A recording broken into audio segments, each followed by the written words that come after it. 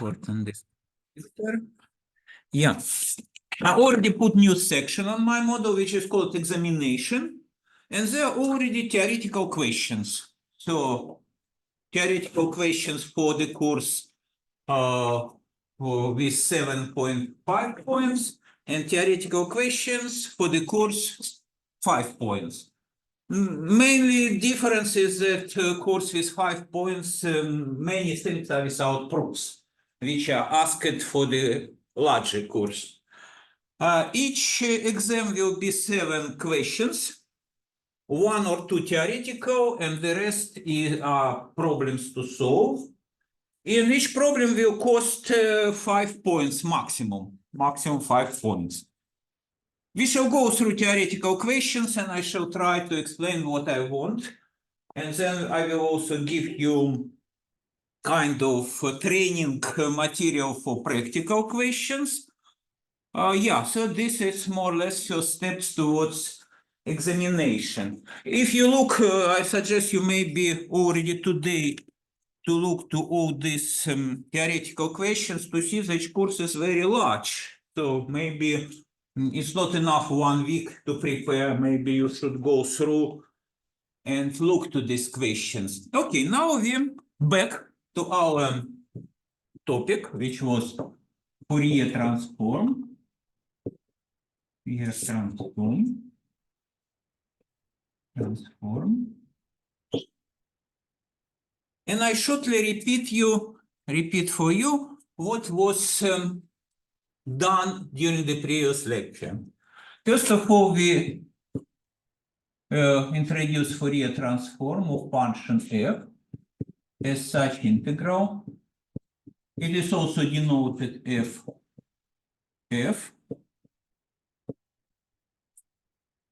And this integral more or less as in the Fourier series, but now it's integral over whole plane.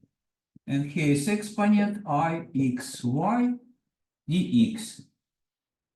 So through integration, we get new function of variable y. And Fourier transform is to study properties of this function. We introduce a space which has very good property S, was introduced by French mathematician Laurent Schwartz. And this is the space of infinitely differentiable and quickly decreasing functions. So infinitely differentiability you understand, so all derivatives exist. And what is quickly decreasing? They decrease quicker than any polynomial. So any derivatives decrease quicker than any polynomial. First of all, for what class we define Fourier transform? For L1, f belong L1 to functions which are absolutely integrable. So to get absolute integrability for all derivatives, it's enough the following. For any n, its degree of derivative, and m is degree of decreasing. There exists constant C and m such that we have that derivative of degree n of function x, absolute value, multiplied by 1 plus x in the degree m. So it should not increase. It's less or equal to mm. Or maybe in other form, the derivative decrease as this polynomial for any m. So it's quicker than any monomial degree. So such functions which very quickly decreasing.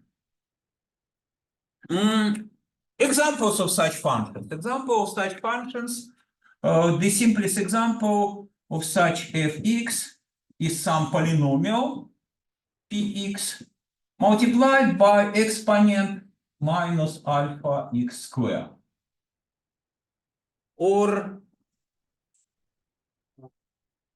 where px is polynomial. Px is a polynomial. Nomial function. So polynomial increase is destroyed by very quick decrease of where alpha was larger than 0. By very quick decrease of exponent. And we formulated this theorem without proof. The proof is not so intelligent, it just estimates, you should estimate for a derivative of Fourier transform and so on. So that Fourier transform from this space of Lorentz-Schwarz smooth, quickly decreasing functions is a bijection. Bijection. So what does it mean? F1 equal F2 implies F1 equal F2, and B, Fs is equal S. So this is one-to-one map from this space quickly decreasing C infinity functions into itself. Yeah.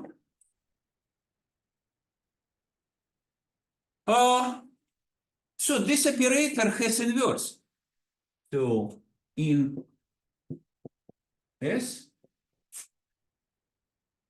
F, there exists F inverse, which is also from S to S. So if operator is one-to-one, we can always define inverse, not only for this, for any linear operator. Maybe remark, we did not pay attention because it was evident. F is a linear operator. And this space S is linear space, yeah? And S is a linear space. So the sum of two functions which are infinitely differentiable and quickly decrease would be infinitely differentiable and quickly decrease. And if you multiply such function by constant, it's again of this class. So, and I don't know, again, to your course of linear algebra, did you have the notion of linear operator? Linear operator, you had the notion of matrix, yes? Remark. Linear algebra course. Linear algebra course. You have the notion of matrix A11, A1n, A21, A2n, so on, AM1, AMN. And you was able to multiply this matrix by vector. So this, of course, you studied vector x1, xn. And you got new vector.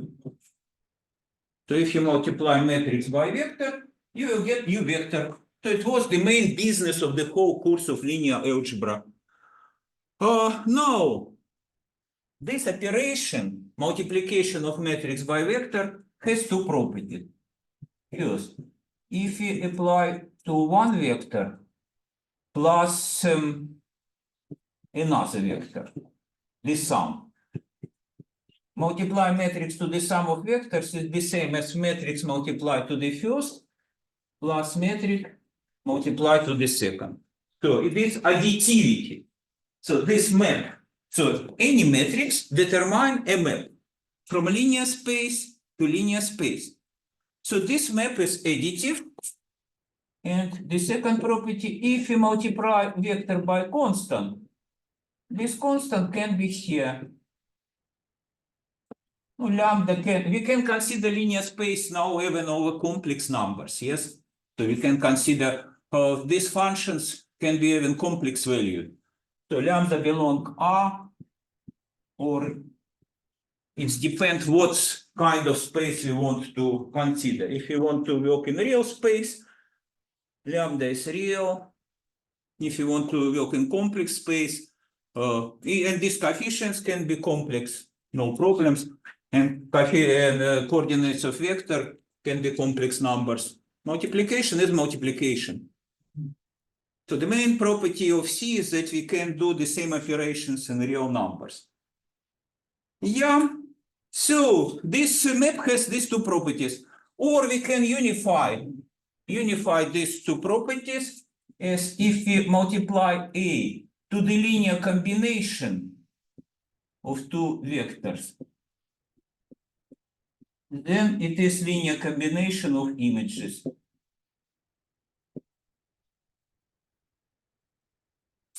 Any such map is called linear operator. So any map having this property, any map A from our linear space to linear space with these properties, or just one property. Image of linear combination is linear combination of images is called linear operator.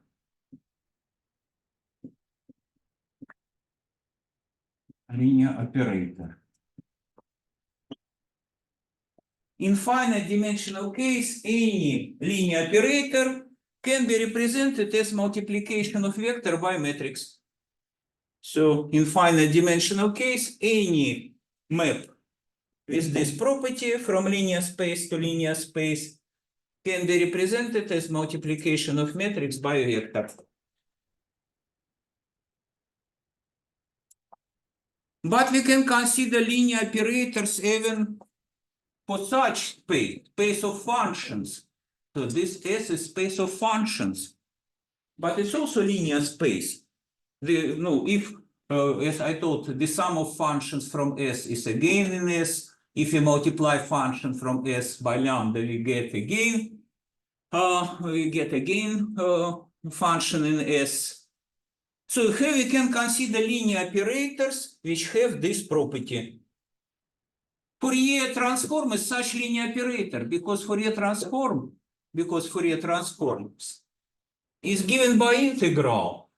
An integral of sum is equal to the sum of integrals. If you multiply f by lambda, lambda go out. So we can make remark that f linear combination f plus lambda prime. No, f prime may be not good. Let us mu plus g. It is lambda Fourier transform of f plus mu Fourier transform of g. So Fourier transform is linear operator from S to S. Fourier transform is linear operator from S to S. Linear operator from S to S. And now we can speak about its inverse. We can speak about its inverse. We are here. So in the usual linear algebra inverse was given by inverse matrix.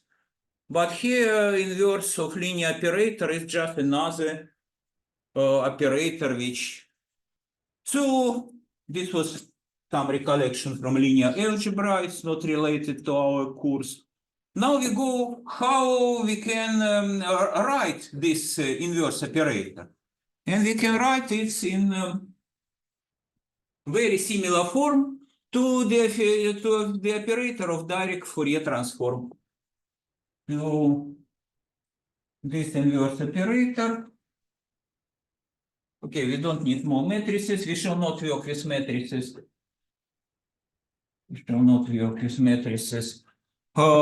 Inverse operator. Sometimes it's denoted f x Okay, we shall not use it. It would be too many heads and tildes and yeah. So just f minus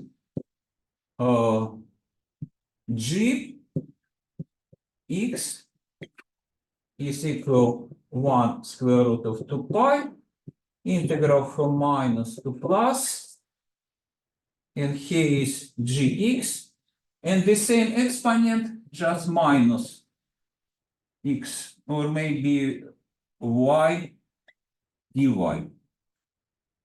So this is formula for inverse Fourier transform. It is also integral operator. We did not prove this formula. We did not prove this formula. What we should do? We should do this. That if we apply again Fourier transform,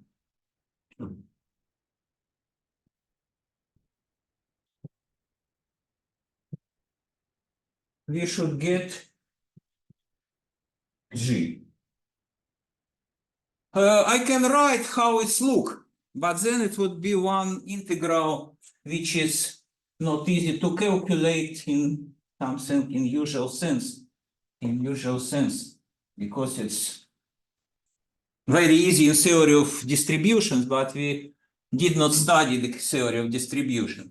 So how look this integral if applied to this integral? It would be 1 over 2 pi, and here would be integral from minus infinity plus infinity. Now I use this formula. I use this formula with dx, yeah? And rho fx is played by f minus x.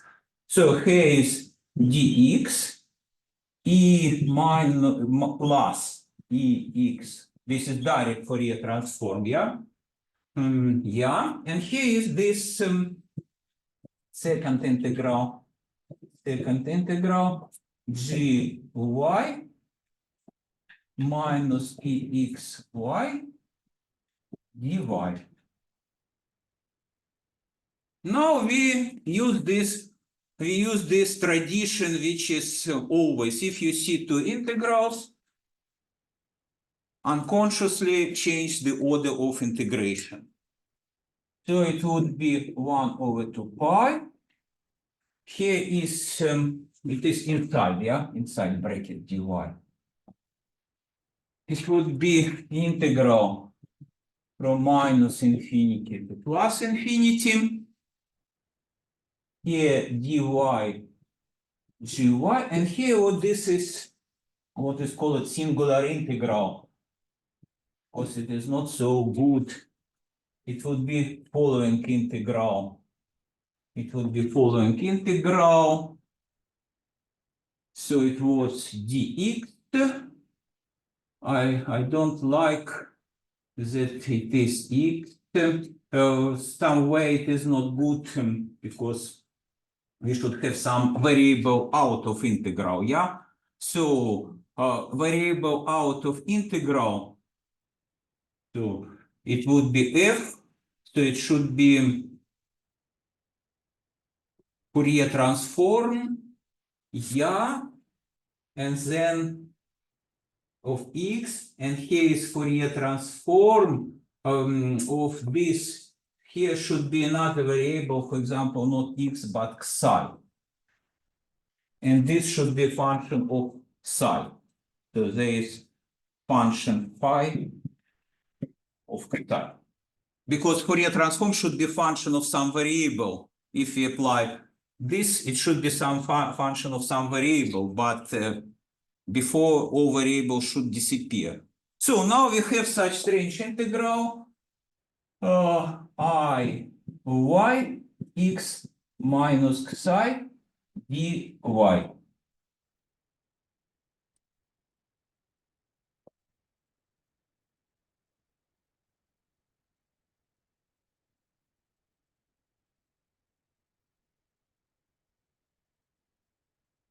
Of course, in usual sense, this integral is meaningless because we cannot integrate this exponent. It's a function which is not integrable. It's absolute value 1, absolutely not integrable. But in principle, we can integrate this function in the sense of distributions. So, no, maybe I will do this. I will do this to introduce you to at least one important distribution. I shall do this. I shall do this. It would be not in the lesson in the exam for engineers, but to have the complete picture of Fourier transform, we shall do this. So we stop on this integral. And I claim that this integral would be finally just g psi. So if you calculate this integral, we shall prove this formula.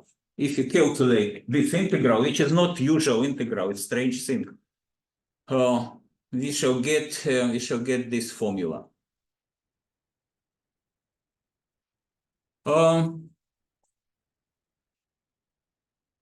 No, let us do this later because it is a different topic. So we claim that integral dy x psi dy has meaning.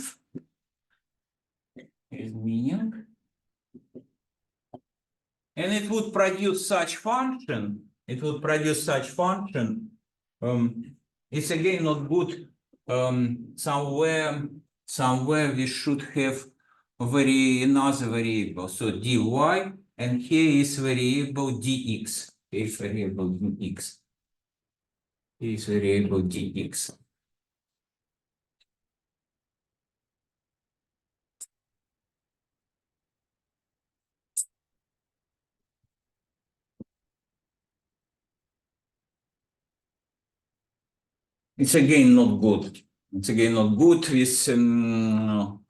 With all this.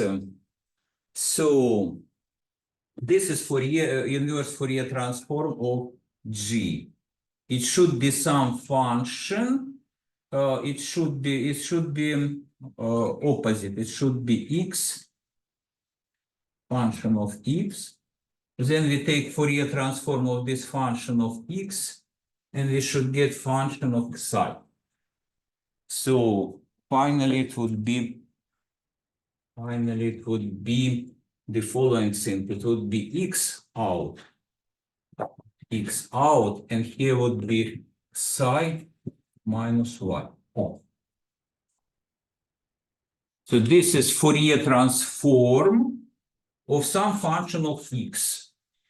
So this is inverse Fourier transform, which is function of x. Yeah, correct.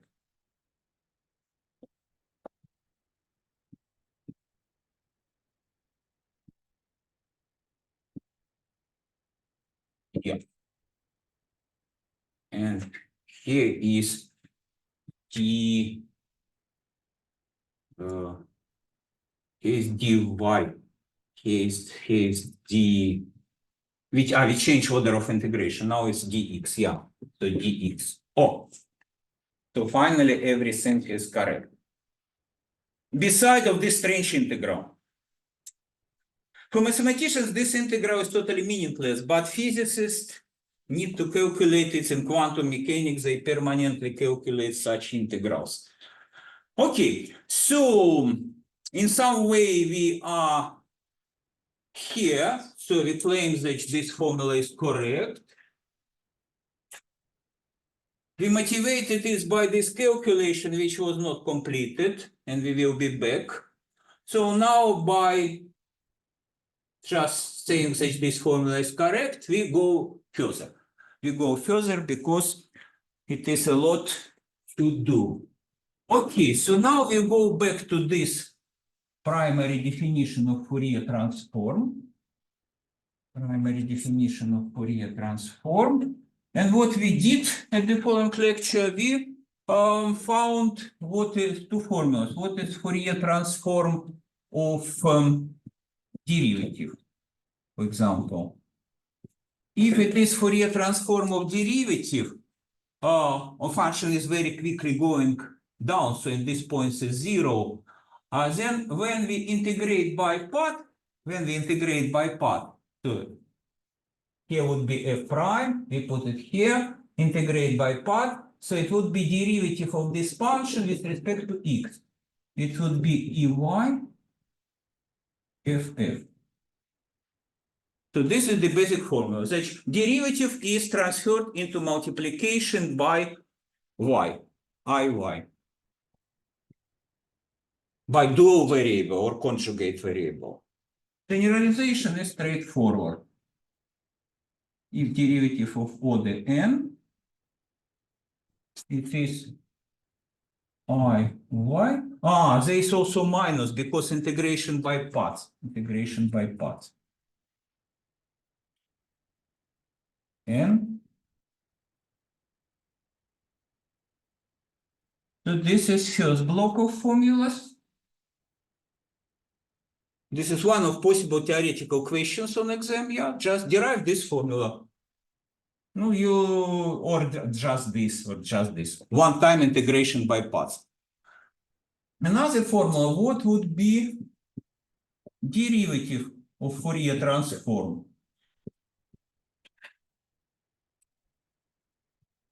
It is even easier. Well, we consider y as parameter. It does not depend on x, so we differentiate with respect to y, and here jump ex. So it would be Fourier transform I x f point y. So the generalization to n, if we consider derivative of order n of f y, it would be Fourier transform, and here is ex in the degree n f y. So these two blocks are basic formulas of the Fourier calculus. Typically, we use this in this way. So we take Fourier transform of derivative. So this formula is the most important. I think we never differentiate Fourier transform. We typically apply Fourier transform to the derivative of function. So this formula would be used everywhere. This formula is also correct, but okay. So now we consider it at the end of last lecture, linear differential operators with constant coefficient. Linear differential operator with constant coefficients.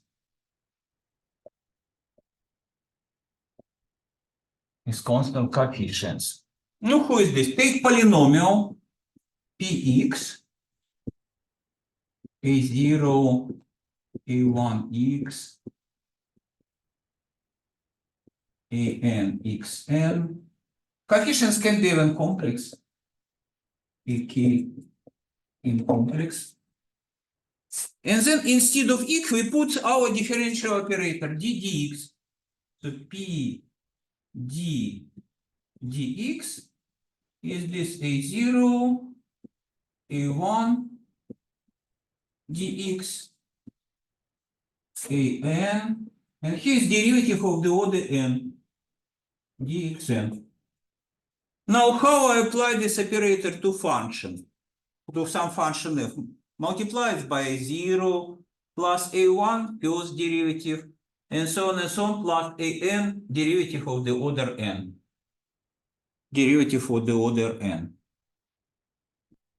So this is differential operator with constant coefficients.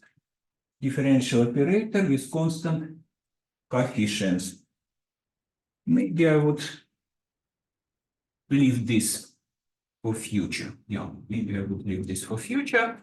And I destroy this.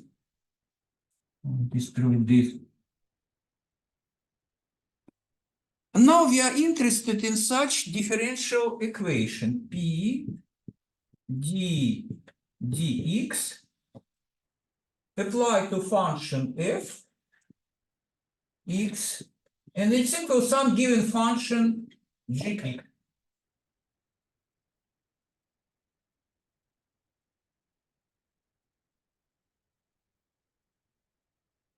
D square d2 dx square plus some lambda applied to f x, and it's equal, for example, some g's.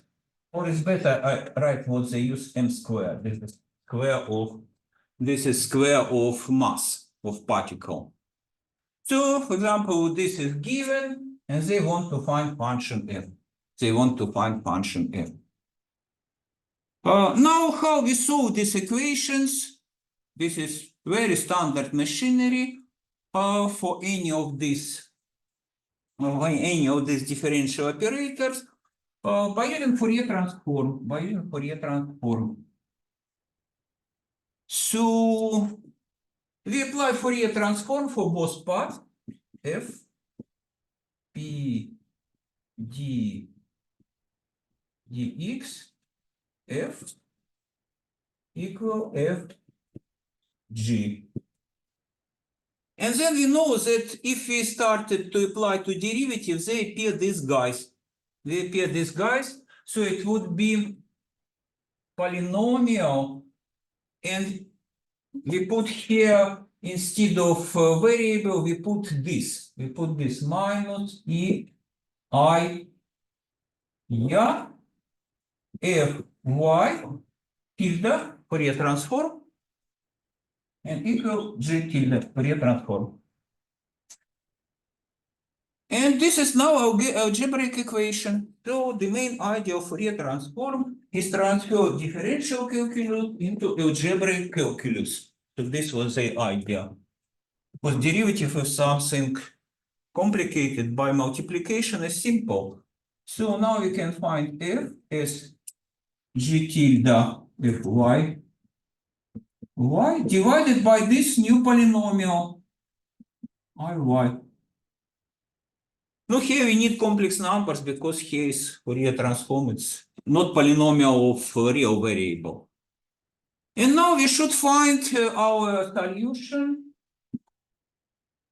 f x as inverse Fourier transform of this g tilde y divided by p plus ey.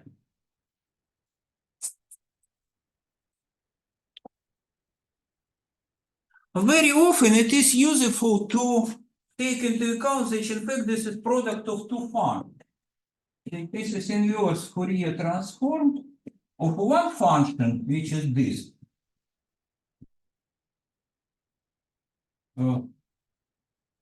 Multiplied by this function. So roughly speaking, it is interesting to understand what is operation on the space of functions which would transfer this operation into product of two functions. Then inverse Fourier transform will give us this operation between the inverse Fourier images. So the idea is not to work with this very complicated thing, but find inverse Fourier transform for this and for this, and make between them some operation to get this Fourier transform of their product. And this operation is, we have studied this, is convolution, yeah? So in fact, this is operation of convolution which will help us to solve such equations. Yeah.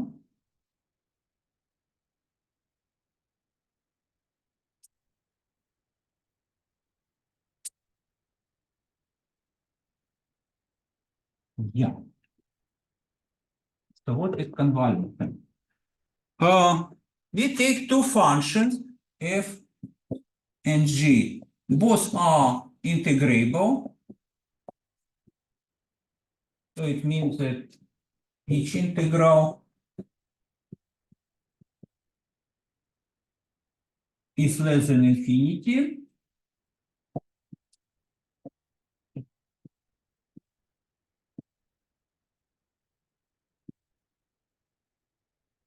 Now, in particular, this function can be from S. Function in F, of course, are integrable because they decrease very quickly.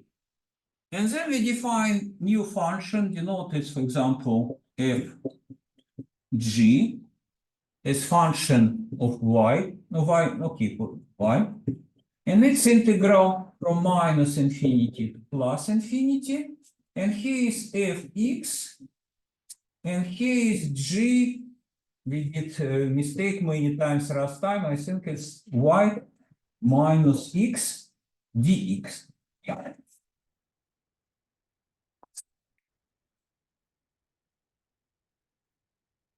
Then we prove two theorems, which will be questions on the exam, these proofs, but proofs are very simple. Theorem 1, if f and g in L1, it implies that the convolution, it's again in L1. So in particular, if we two functions we were able to define Fourier transform, then for the convolution we also would be able to define Fourier transform. And the second theorem, its proof is also very simple, that convolution is symmetric. Yeah.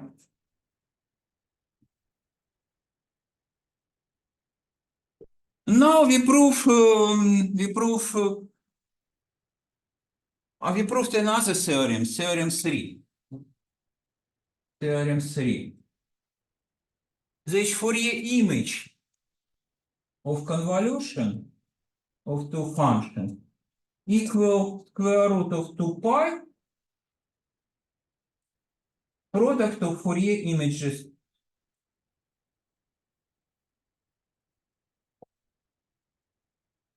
Or we would be even more interested in the formula just divide by 2 pi. We divide by 2 pi. So this formula can be written as we want. If the product of two Fourier transforms is 1 over 2 pi Fourier transform of convolution.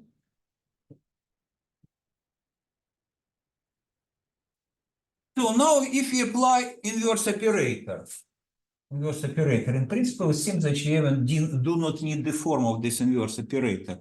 Just in general calculus, apply inverse Fourier operator to both sides. To find f, we should apply this inverse Fourier operator. So let us apply it without writing it in integral form. So we get that what we wanted, inverse Fourier transform, f product, inverse Fourier transform of product would be equal this square root of 2 pi convolution fg. So if you want to solve this equation, we should find inverse Fourier transform of this function, inverse Fourier transform of this, and it would be inverse of this Fourier transform, it would be g by itself, and then take the convolution, So this was our the end of the last lecture, Now we go to we want to solve, I don't know, did you have a course of partial differential equations? Equations where dt is equal something, and no, it's not a problem because we shall Fourier is designed for this course. I think if you will have this course, you should use Fourier transform. Now we just on the simplest examples illustrate how to use this Fourier transform. We'll write the title. Applications of Fourier transform to partial differential equation. Of course, in the course of partial differential equations, you will do this in the complicated case, but we shall do this only for simplest example, for the simplest example. The simplest example. So, right, application of Fourier transform. Here transform.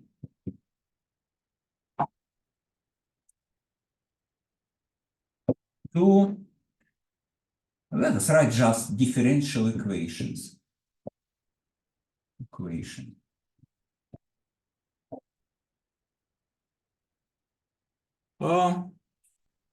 Cauchy problem.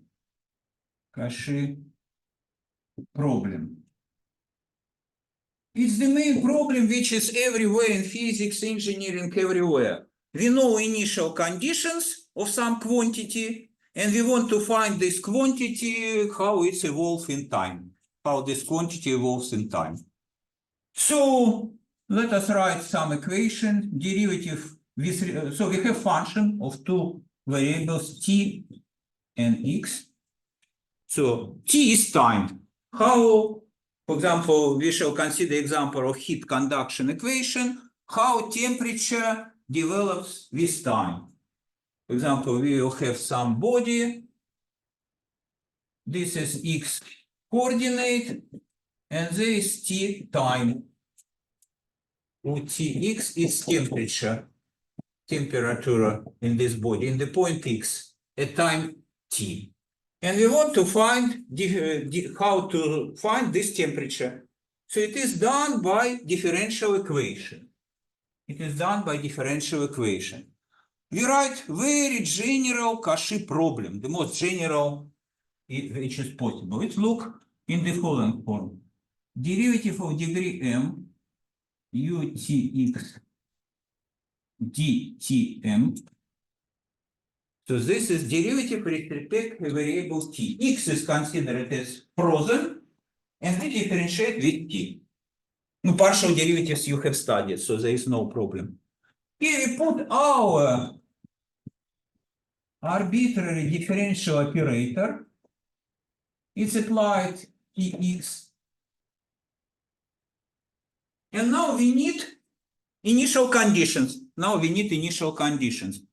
I copy this formula somewhere because we shall use it. I will copy this formula somewhere.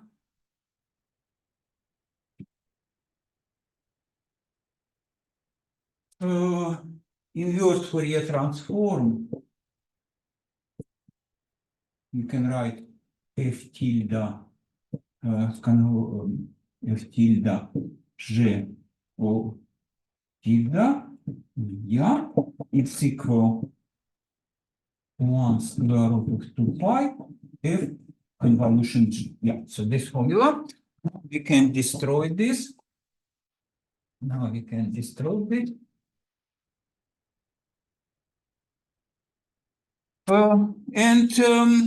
How many initial conditions? Initial conditions should be m minus 1. So always m minus 1 initial conditions.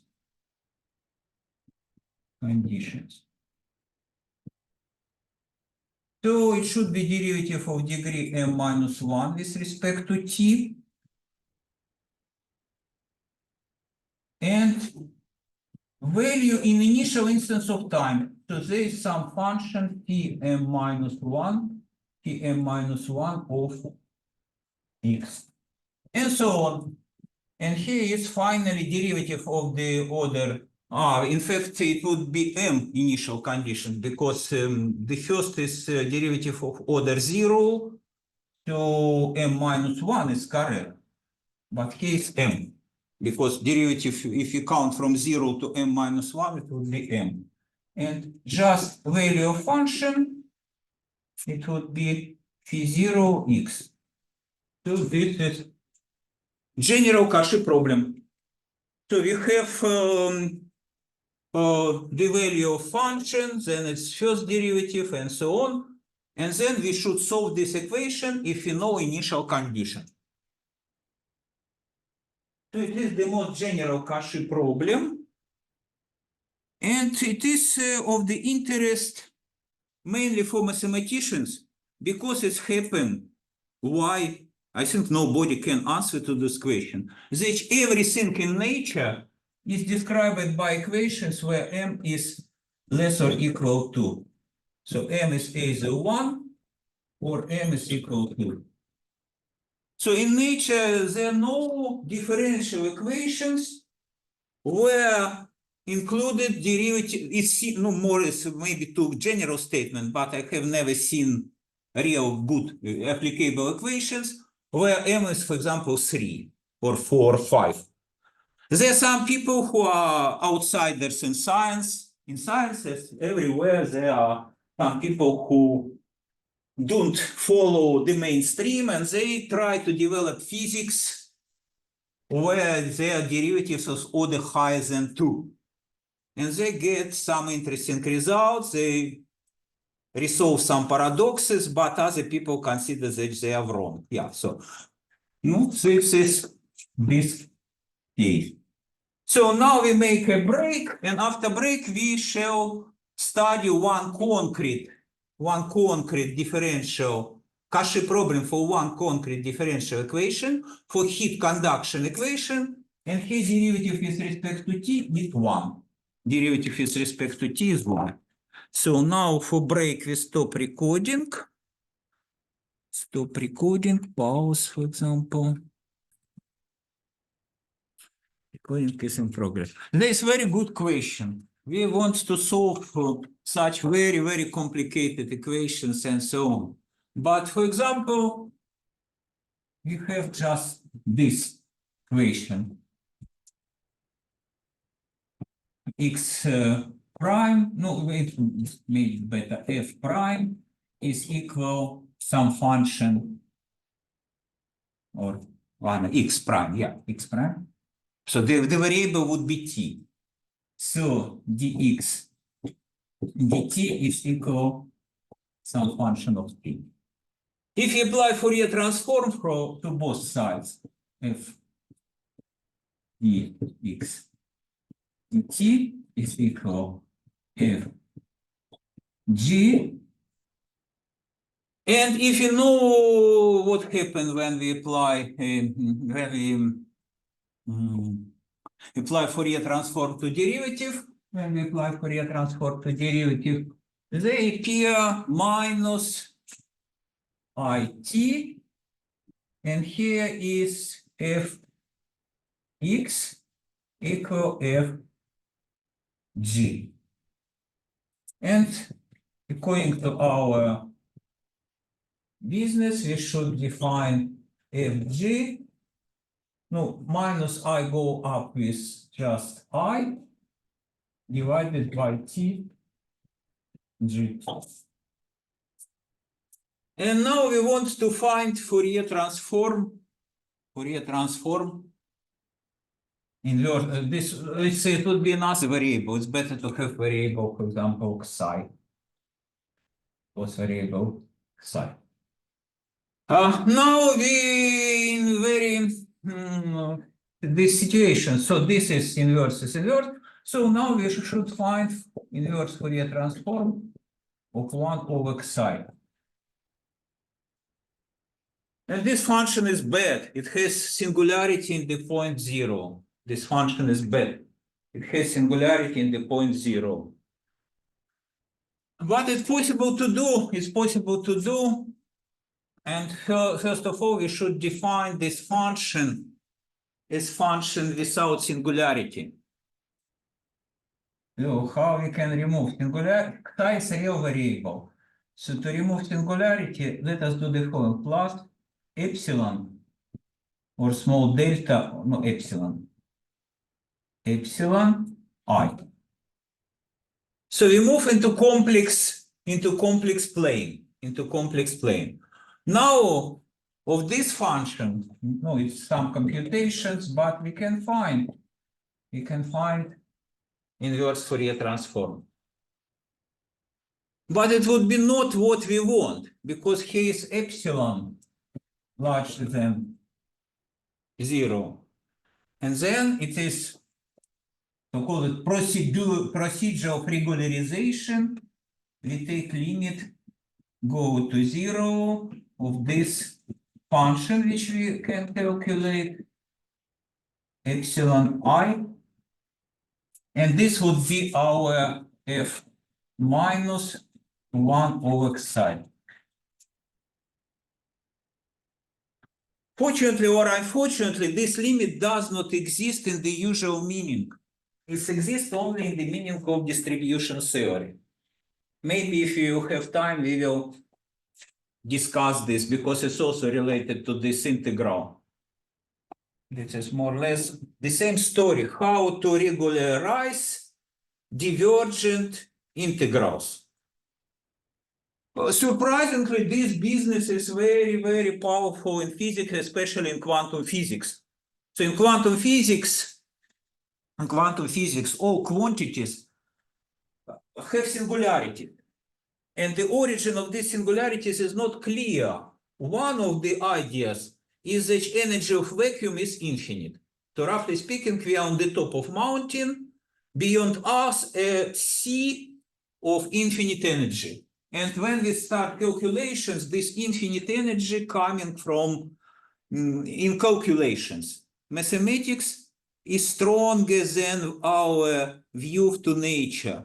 When we are on the top of high mountain and there's clouds beyond us, we don't see this sea. But mathematics tell us, and all business and physics is precisely to remove such singularities. But other people think that maybe we just did not find good theory. But yeah, so this is the story with this simplest equation. For this equation, straightforwardly, this method does not work. And I will give you more complicated examples of more complicated equations, but where we will not have singularities in this denominator. So when it is, for example, if it would be, for example, psi squared plus m squared, for example, this equation, let us, we will be back to this equation, but, and typically physicists need this equation. So in physics, they work with such equation. Mass of particle equal to unknown function, for example, is psi function, quantum physics x, and equal, for example, another function gx. Here, if you take Fourier transform, we get Fourier transform of wave function. It is Fourier transform of right-hand side, and here is it's 2 times I. If minus, it would be y squared plus m squared. So this is without singularity, and then we can go back. So to find inverse Fourier transform of this function, it's no problem. This is just usual integral. For this equation, everything works. But no, you are right, yes, and thank you for your question. So that immediately by starting this very simple equation, we get such things. And of course, in general case, you can see this even in general case, because if we consider it, we have this function.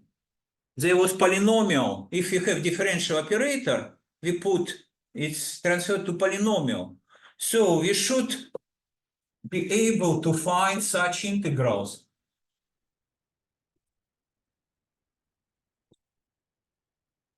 But if you have roots, this polynomial, then it is divergent integral. So we should give meaning to such divergent integrals. And what we do more or less as in your case, we go to the complex plane, but it is very difficult. And this was one of the main problems of modern mathematics. Before we studied all what was done, we studied what was done 200 years ago. But this problem, to solve these equations and find these integrals, was about 1970. And it was solved to one of the biggest mathematicians of last century. This was Lars Hermander.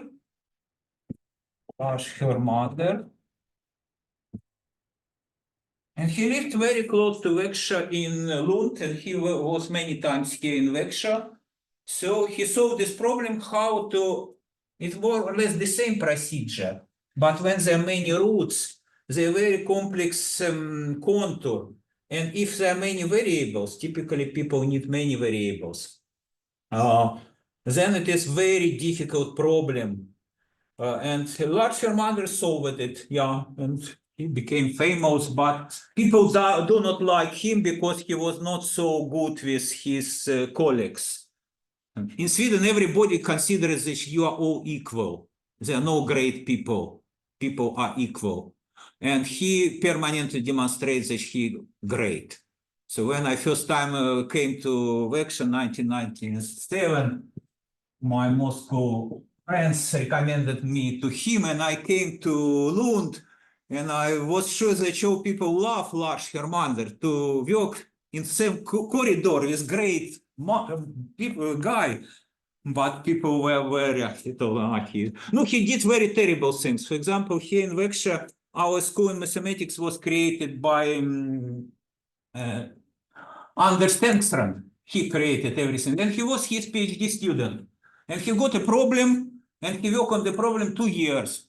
One day, Lars came to him and told, Anders, did you solve problem? He told, not yet. Lars told, I need solution in 1 week. No, of course, Anders did not solve problem in 1 week. Then Lars Hermander solved it by himself, published in journal, and Anders did not got PhD. But in fact, Anders was very polite to him. But so great people are not always so good. Because, for example, there are many stories that Einstein was a very bad guy. Maybe he was in. You should separate private life and science. So he was a great scientist. I did not have with him any more things, but people in Lund were not proud to work with him. He is a great guy. So remember this name, Lars Hermander. This is one of the greatest Swedish mathematicians. Okay, he solved this problem, but we are not. In fact, I never understood how he solved. It's very complicated, straightforward construction. It's not just theorem of existence that this integral exists. He constructed algorithm how to calculate this integral for any polynomial. Okay. I don't know who was his supervisor. Typically, people do not appear from nothing. They have good supervisors. Now on internet, you can find back to many hundred years. And one of our teachers, Jonas, he found, he's my grandson, I think, but he also found where we are going. And finally, it was Leibniz. So if I take my supervisors, so on.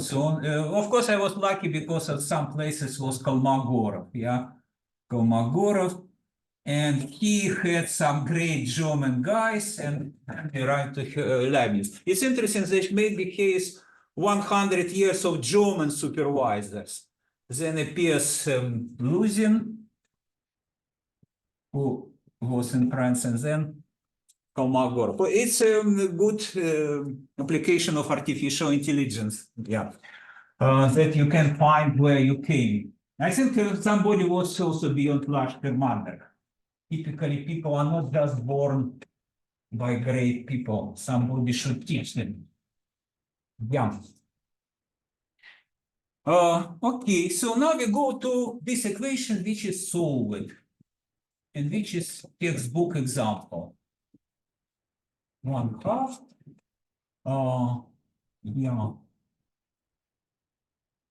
xx tx, and here is just one, we need just one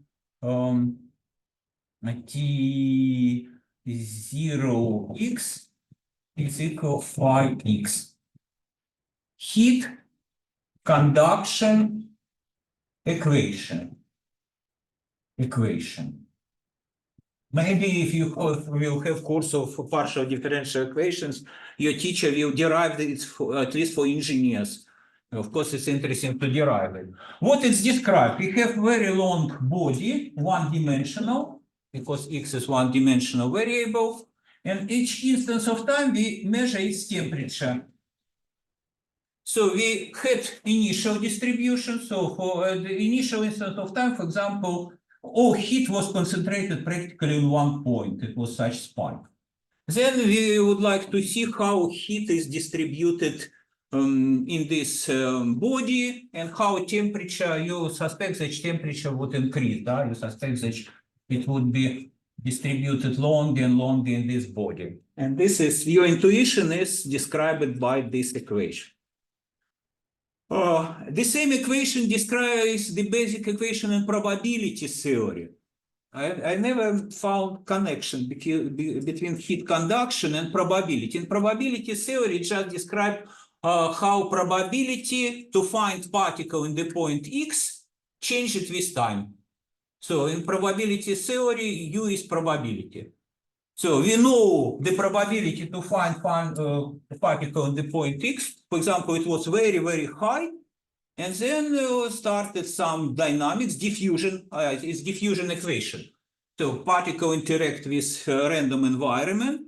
And then we want to see what is the probability to find this particle in some point. So probability would diffuse.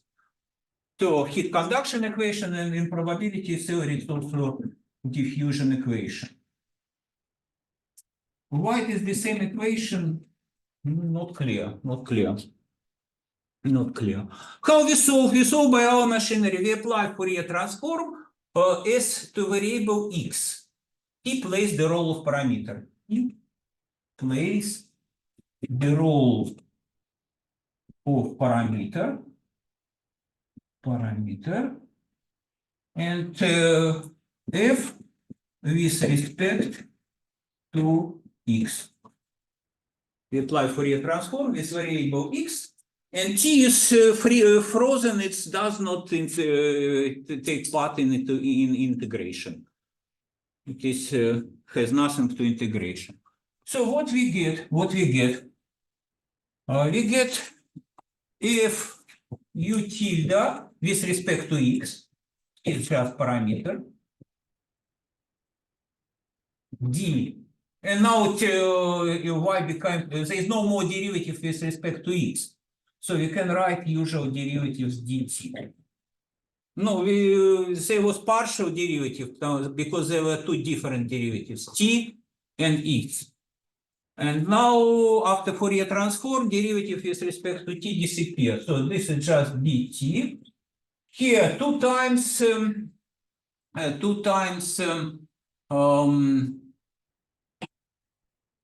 we apply two times derivative, so each time you hear minus I square would be minus disappear, and I square, what is important, produce minus. So I square produce minus. So it would be minus y square divided by 2, and here u tilde t y. Yeah. So this is our heat conduction or diffusion equation in the Fourier picture.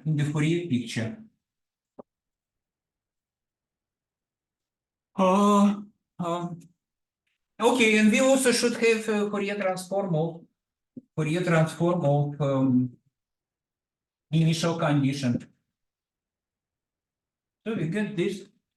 So now partial differential equation is transferred to ordinary differential equation. Fourier transform transfer PDE, partial differential equation, into ODE. Because the derivatives with respect to x variable disappeared. They became multiplication by y. So now what is our equation? Our equation has in fact this form. It is linear, the simplest linear equation. D, consider such equation, dv dt is equal sum A, V. And V in the point 0 is V0. The simplest ordinary differential, linear ordinary differential equation. As simple as possible. Okay, so we know the cheat solution Vt is given if RT V0. You can just differentiate and check this solution of our equation.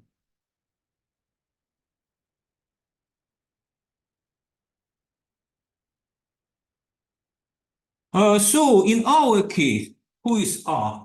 Who is A? This. So we can write now solution of our heat conduction equation in the Fourier plane. Solution would be of this form: U tilde T y, it is equal minus y t divided by 2, multiply this important, this multiplication structure. And here is, who is the initial condition, the role of V0, this P pi tilde y, tilde y. And now is the time to apply this formula. Now we use this formula. We want to find now inverse, to find this, we should find inverse Fourier transform of this product. So it would be convolution.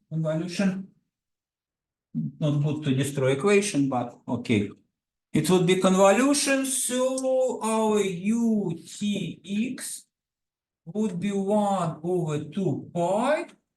And here is inverse Fourier transform YT divided by 2. Convolution, but inverse Fourier transform of direct Fourier transform is this by itself of phi. Yeah. So it would be function of x after we make inverse Fourier transform, and this is function of x. This is function of x. No. Now we go back to the previous lecture, and we should recall we found Fourier transform of exponent. We found this Fourier transform of e minus x squared divided by 2 is the same e minus y squared divided by 2. The same is for inverse Fourier transform, because minus does not play a role, because here is x quadrant. So the same, we can write minus square divided by 2. It is e minus x square divided by 2. Here is just one additional thing. This is t. But this we shall immediately, this small problem we shall immediately resolve.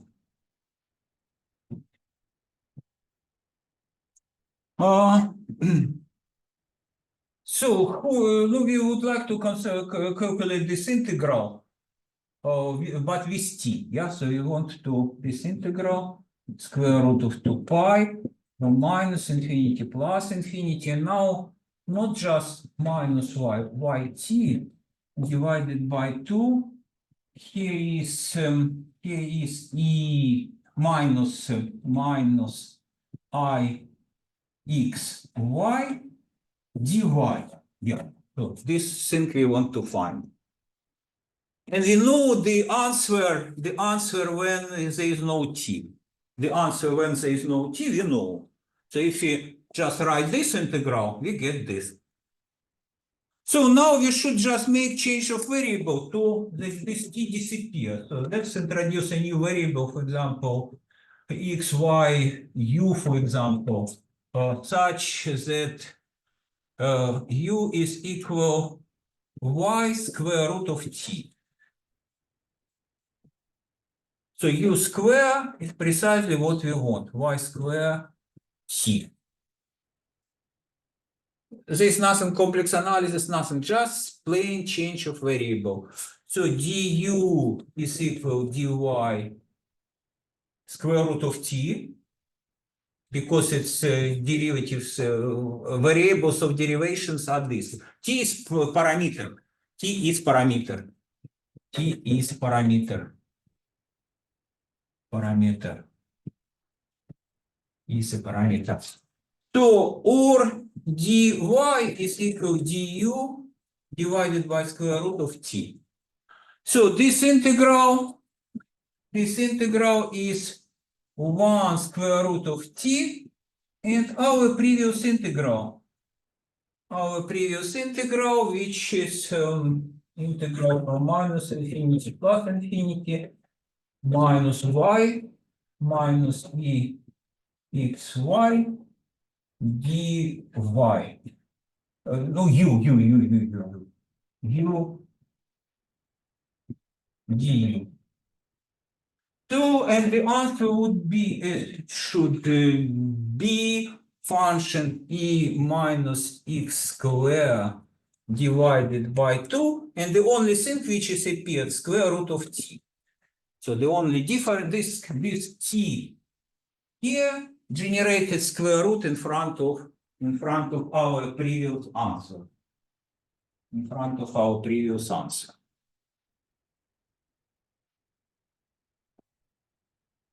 So now we can go to with our formula. Here is our main formula.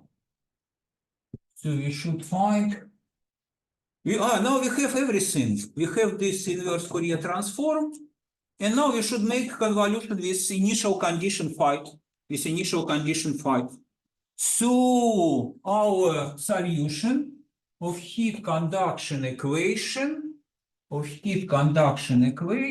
has the form. Heat conduction equation has the form UTX is equal. Here is 1 2 pi t, because there is this square root of t, and here minus x squared divided by 2, convolution with phi x. But convolution is integral, so now we can write this in the form of integral.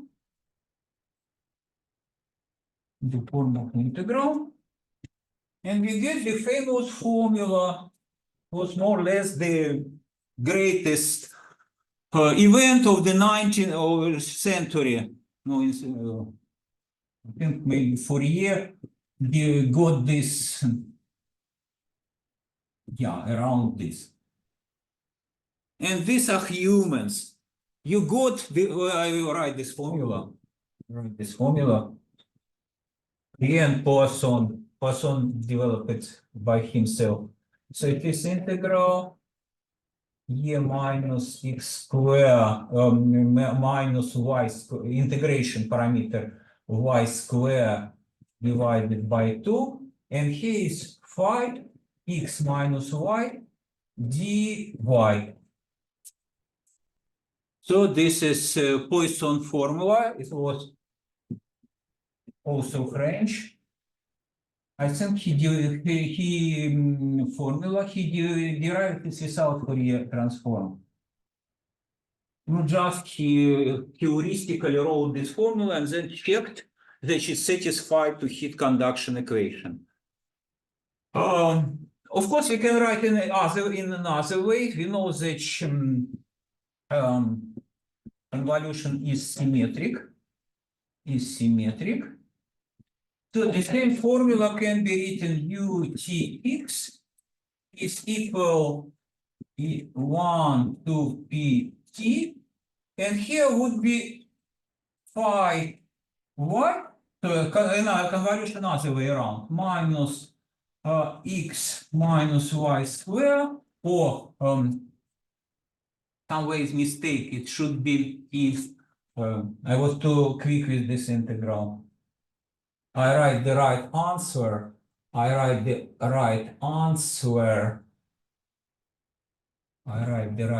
and we go back to integral in a moment. In integral, it's not only factor square root of t, but here should be 2t. We were too quick with integral. We will be back to it. So it is another form of this formula. So this is also Poisson formula. And I started my speech with what humans do when they make new discovery. Of course, they apply this for military purpose, because Fourier immediately used this in Napoleon army to study heat conduction in artillery. And he did improved very much French artillery by using Fourier transform. So first application of Fourier transform was very bloody. Maybe, no, I don't think that Napoleon got his victories because of Fourier. Napoleon was Napoleon, but in any event, application was this. So now where we lost this T, where we lost when we tried to find this inverse Fourier transform, where we lost this T in denominator. No, we have no other possibility than just repeat what I started, but I did not properly the change of variables. So now let us do the change of variables properly. Now do the change of variables properly. So we need to find this inverse Fourier transform minus t y squared divided by 2. Now do this not so quickly. We were to click and we lost one important thing. So who is this by definition? Minus ty squared divided by 2, and here is minus exy dy. Of course, we do the same as we tried to do. Square root of ty is equal to u. So dy is, as it should be, is equal to du square root of t. So here would appear this coefficient. This was correct. This was correct. But now we should also don't remember that y also here and proceed more carefully. Proceed more carefully. Proceed more carefully. Okay, so it would be 1 square root of 2 pi t, and here would be integral from minus to plus e minus u squared divided by 2, and here would be what? Y is equal u divided by square root of t. So we should put here e x, and here is u divided by square root of t. This is all an exponent du. Oh, we lost the square root of t in the second exponent. We lost the square root of t in the second exponent. Now, who is this? This is Fourier transform of this function, which we calculated. But in what point? It is in this point x divided by square root of t. So this is Fourier transform of function. We can say this is inverse Fourier transform of function, which is well known for us. And of course, don't forget the square root of t, u divided by 2. But in what point? In point x divided by square root of t. Then we know that its inverse Fourier transform is direct Fourier transform is the same function. So, but we should put in this function not just x, but x scaled by this. So when we got right answer, minus x squared to t. Yeah. And now all our previous calculations became correct. All our previous calculations became correct. So now we go back to this problem, that we studied before. So this is quantum mechanical equation minus d squared dx squared plus m squared equal f equal sum d, and then everything is reduced. If you use everything, we need only to find. We need only to find Fourier transform. We only need to find this thing. Fourier transform of this dy divided by y square minus disappear because 2 times appears I. So it would be no minus plus m square, and here is exponent here e xy dy. How to calculate this integral? It's not so simple. Of course, you can write this as cosinus by use Euler formula, but then integral when there is cosinus divided by this is not so simple.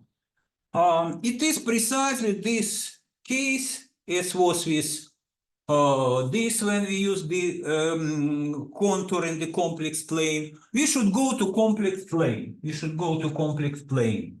But in complex plane, this already got singularity in complex plane.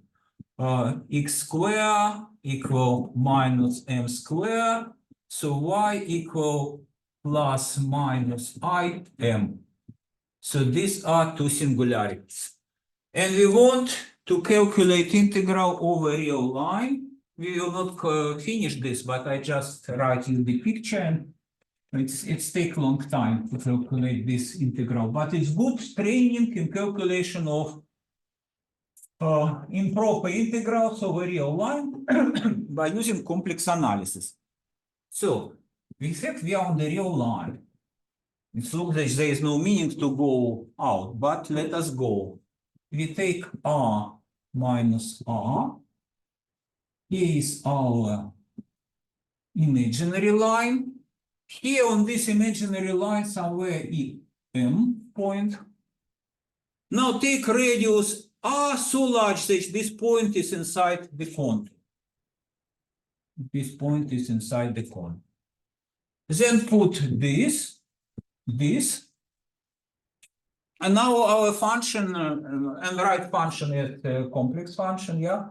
So our function EIZ divided by z square plus m square.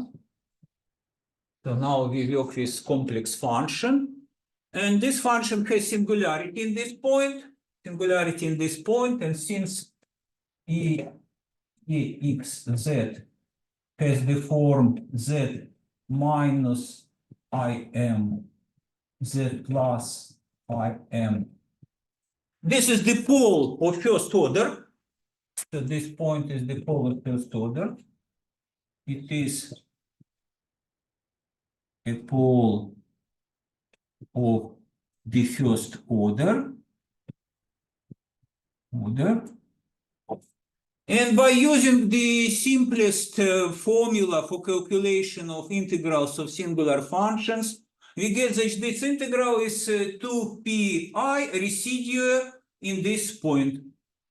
So our integral, you know, it's, for example, count of gamma r, it's dependent on r, of our function exz z square plus m square, it is equal to pi residue of our function f at the point z equal em.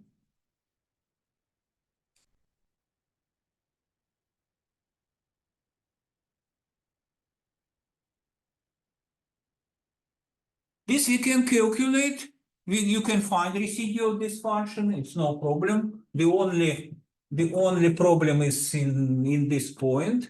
This is analytic, yeah. And calculate integral. We shall do this at the next lecture. But what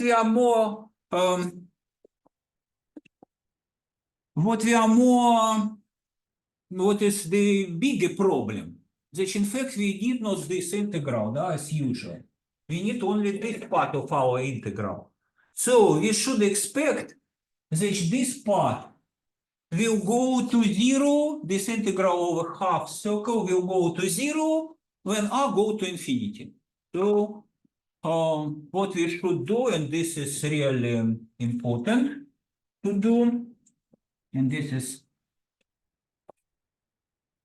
one of the main parts of calculation of improper integrals over real line by going to complex plane, because our integral from minus r to r, it is equal integral over this contour, which we calculated, and minus integral over half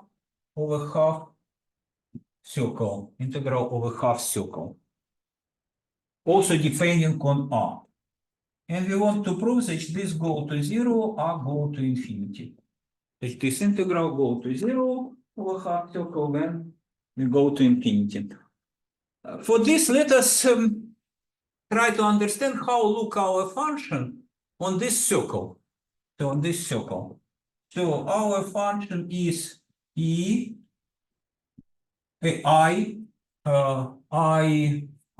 x z, and z let us write in form. It is it's not good that this is x. This is x, and the x is also parameter. It's also parameter. Let us denote this, because x is parameter, let us denote this axis by, for example, t. So then our z has the form t plus some point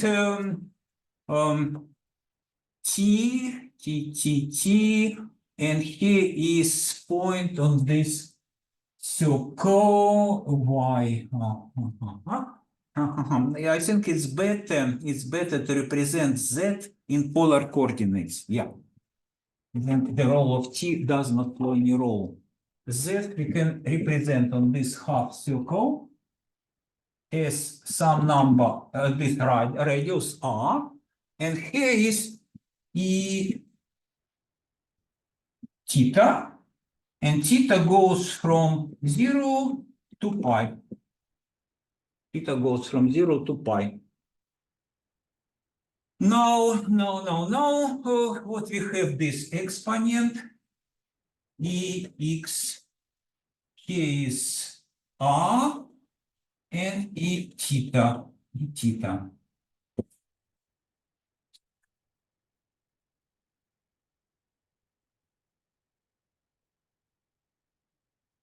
No chance I should use Euler formula. I should use Euler formula. Exponent ex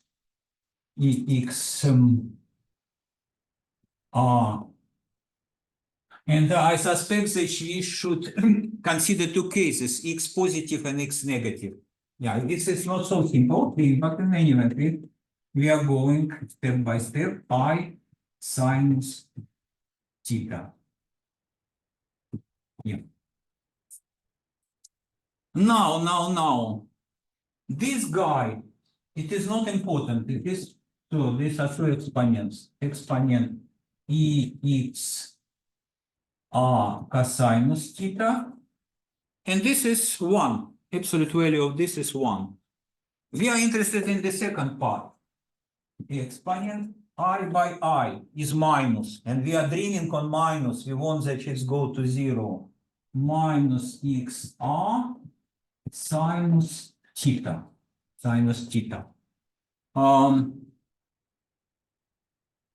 Now, we should consider two cases. Let us consider the cases x larger than 0. X larger than 0. It's a really bad integral. When x would be less than 0, we should consider another contour. No, okay, so we are in good. Now we are in the situation related to our picture.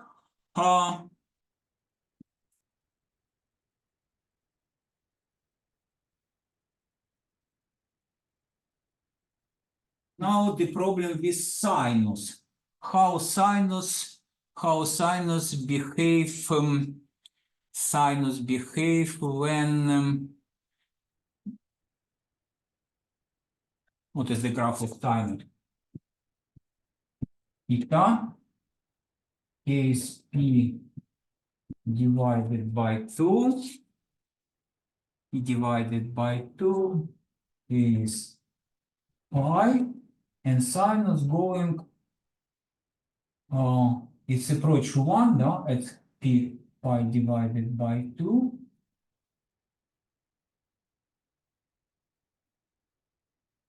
Here it is positive, but unfortunately, here sinus is theta is not where is theta? Where was the domain of it's largely equal than 0. Great. Theta is here. We are here. Sinus theta is non-negative. Sinus theta is non-negative. So we get what we wanted. This is just 1 by absolute value, and this goes to 0.